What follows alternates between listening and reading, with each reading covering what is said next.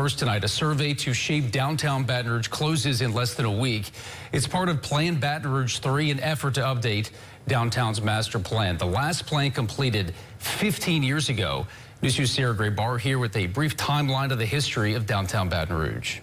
People who worked on the original plan say it's high time to take another look at the downtown. While some projects are being organized, it's not yet set how or who will pay for them.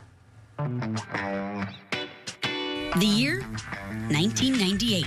The people of Baton Rouge piled into meetings, pitching ideas of what downtown could look like. At 5 o'clock on Friday, downtown Baton Rouge shuts down. Former Baton Rouge Area Foundation Executive Vice President John Spain says the goal was to create a 24-hour city. People live here, be able to walk to work, and then when they get off of work or they're going to lunch, eat in a restaurant downtown.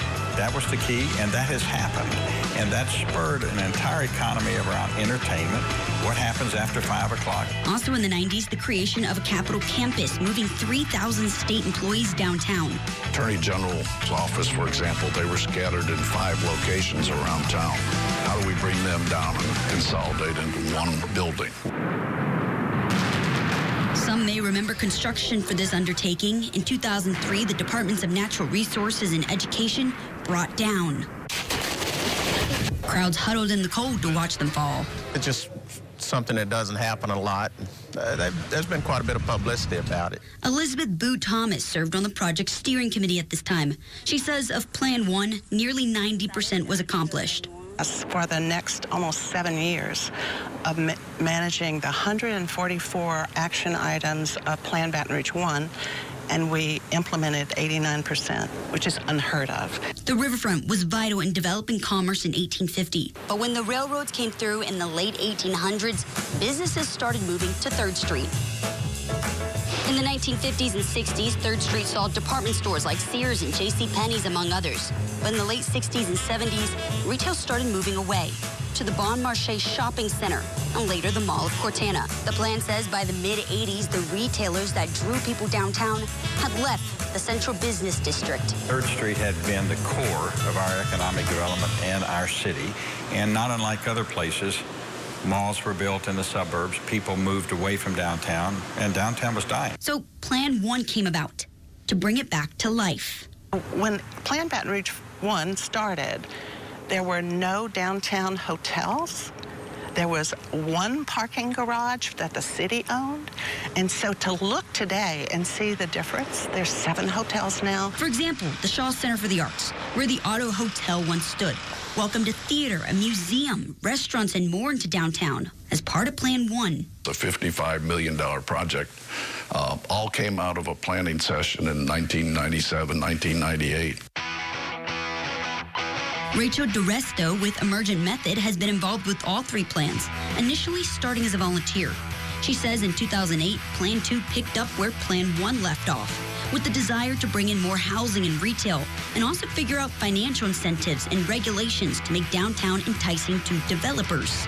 It was time to look afresh and say, well, what didn't get accomplished? Plan Baton Rouge 2 was based on the idea that there were many other cities that had a lot of residential growth in their downtown, and we weren't seeing that as much. So it was a study of what kind of incentives do developers need to be attracted to downtown. In Plan 2, DeRisto said more than $20 million invested into green space, from parks to the downtown Greenway. $200 million invested into more housing. Plan 2 said the downtown area could accommodate 2,000 more housing units. During Plan 1, less than 2,000 people lived downtown. A 2025 report from the Downtown Development District says nearly 4,000 people live downtown today. The report also says 3/4 of people living downtown want more housing too. There's a high demand for residential living downtown. In fact, a recent poll showed state workers would prefer to live downtown if they had affordable residential. So I think that's something we're going to see addressed in Plan Baton Rouge 3. Plus, millions of dollars went into downtown hotels and riverfront-related projects. Around the time of Plan 2's creation, Mayor Kip Holden was pushing for a project called Audubon Alive. It would have been a 200,000 square foot facility and nature park near the Queen Baton Rouge. But the price tag at more than $200 million was not approved by voters in 2008. After 35 years of experience, we believe we have a sure thing. It again failed to pass in 2009. Now looking forward to Plan 3, A big goal is to tackle the riverfront again. Just when your relatives come to town, where do you take them? And overwhelmingly, they said we take them downtown to the state capitals.